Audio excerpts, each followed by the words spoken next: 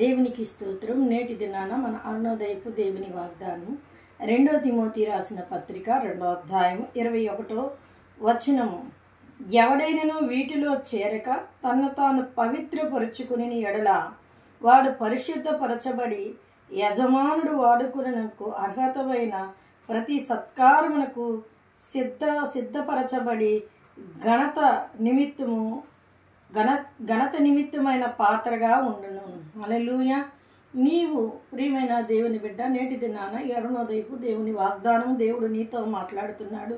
నీవు ఆ పై వచనాలు చూస్తే అలాంటి యొక్క లోక కార్యాల్లోనికి వెళ్ళకుండా నిన్ను నువ్వు పరిశుద్ధపరచుకొని పవిత్రపరచుకున్నట్లయితే దేవుని చేతిలో వాడబడిన ఘనమైన పాత్రగా ఆయన నిన్ను నిలబెడతారు.